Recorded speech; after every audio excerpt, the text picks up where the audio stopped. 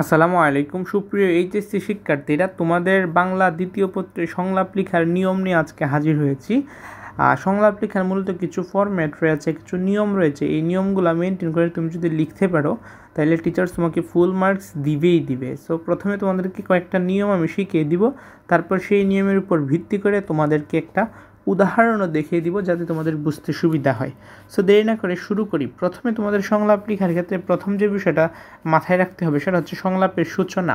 সংলাপের সূচনাটা তুমি একটু সুন্দরভাবে তোমাকে দিতে হবে, একটু ইউনিকভাবে দিতে হবে।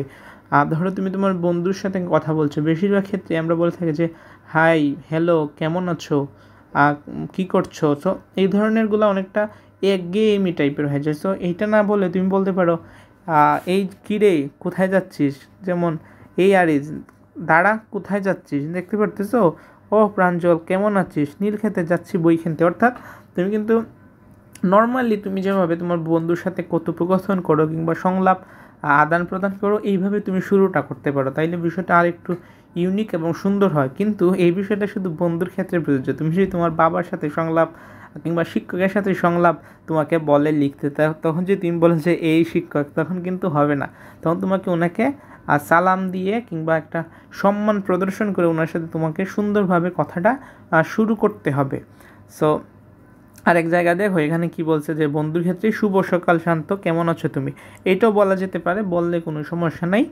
শুভ সকাল কিংবা শুভ বিকাল, সো এই ধরনের কথা বলতে পারো তোমরা। তারপর হচ্ছে সামঞ্জস্যপূর্ণ ছোট ছোট বাক্য। তোমাকে সংলাপ লেখার ক্ষেত্রে চেষ্টা করবা যতটুকু সম্ভব ছোট ছোট বাক্য লিখতে, বেশি বড় যেন বাক্য না হয়ে যায়। যেমন এখানে দেখতে পারতেছো সংলাপে কিন্তু একটা সংলাপে কিন্তু বেশি বাক্য নাই, জাস্ট 2-3টা 3-4টা। সো বেশি বড় কিন্তু না। সো ছোট ছোট বাক্য দিলে তোমার টিচার্সের পড়তেও সুবিধা হয়, তোমারও লেখাটা সবচেয়ে ভালো হয়। যেমন এখানেও তুমি দেখতে পারো, তোমাকে আমি উদাহরণ দিয়ে দেখাই দিচ্ছি। এখানে দেখো সর্বোচ্চ 1, 2 কিংবা 3 লাইন রয়েছে, 3 লাইনের বেশি কিন্তু নাই, 2 লাইন কিংবা 3 লাইন। সো অনেকে একটা সংলাপেই 4-5 লাইন কিংবা 6 লাইন লিখে ফেলো, কিন্তু এই জিনিসটা করা যাবে না। সংলাপে সাধারণত এত বড় বাক্য লিখতে হয় না, তোমাকে ছোট ছোট বাক্য করে কয়েকটা বাক্য তুমি লিখবা। দেন তুমি কী করবা, কি কথোপকথনটা বাড়াবা, একটু বড় করবা। কতটুকু হবে সেটাও বলতেছি। চরিত্র অনুযায়ী সংলাপ, যে বিষয়টা তোমাকে আমি আগেই বলছি যে শিক্ষক এবং বাবার সাথে তোমার যদি সংলাপ হয় এটা একরকম হবে, আবার যদি তোমার কোনো বন্ধুর সাথে সংলাপ হয় সেটা আরেক রকম হবে। তুমি যদি কোনো তোমার বন্ধুকে বিকালে খেলার মাঠে কিংবা বিকালে রাস্তায় দেখো, তখন তুমি বলতে পারবা যে কিরে বন্ধু কিংবা কিরে ফাহিম, যে কোনো তার সম্বোধন করে এইভাবে বলতে পারবা কিরে। কিন্তু তোমার কোনো টিচারকে তুমি যদি দেখো কিংবা তোমার আব্বুকে কিংবা তোমার বাবাকে যদি তুমি দেখো, তাহলে কিন্তু এইভাবে বলা যাবে না তোমার। তখন তুমি সুন্দরভাবে তোমার স্যার কিংবা টিচার যদি হন, ওনাকে তুমি সম্মানসূচক কথা বলে ভালোভাবে তোমাকে সালাম দিয়ে এইভাবে তোমাকে বলতে হবে। তো চরিত্র অনুযায়ী সংলাপটা বজায় রাখার চেষ্টা করবে, এটা খুবই গুরুত্বপূর্ণ। তারপর হচ্ছে 4, তর্ক বিতর্ক বা ব্যঙ্গ বিদ্রুপ। বেশিরভাগ ক্ষেত্রে আমাদের সংলাপটা ফ্রেন্ডসদের মধ্যেই হয়, বন্ধুর কাছে লেখার ক্ষেত্রে বলে। তোমরা যদি বিগত সালে বোর্ড প্রশ্ন অ্যানালাইসিস করো তাইলে বুঝবা। সো যে কোনো একটা বিষয় নিয়ে তর্ক বিতর্ক কিংবা ব্যঙ্গ বিদ্রুপও কিন্তু তোমরা করতে পারো চাইলে, কারণ আমরা সংলাপে অনেক সময় বিভিন্ন যেগুলো কন্ট্রোভার্সি টপিক, এগুলোতে কিন্তু আমরা তর্ক বিতর্ক কিংবা ব্যঙ্গ বিদ্রুপ অনেক সময় করি। বিভিন্ন স্পোর্টস নিয়ে অসংবাদ আমাদেরকে দিয়ে থাকে যে বাংলাদেশ ক্রিকেট দলের পারফরমেন্সের উপর ভিত্তি করে কিংবা Brazil, Argentina. So sports related সংলাপ তোমাকে দিতে পারে, এটা কোনো অসম্ভব বিষয় না, দিতেই পারে। সো সেখানে কিন্তু ব্যঙ্গ বিদ্রুপ আমরা করে থাকি। সো এটা করলে কোনো সমস্যা নেই। নর্মালি যেভাবে সংলাপ হয়ে থাকে সেইভাবে তুমি তোমার খাতায় ফুটিয়ে তোলার চেষ্টা করবা, সেটা হোক তর্ক বিতর্ক কিংবা ব্যঙ্গ বিদ্রুপ দিয়ে। যেমন এখানে বলতেছে ফেসবুকের কুফল সম্পর্কে।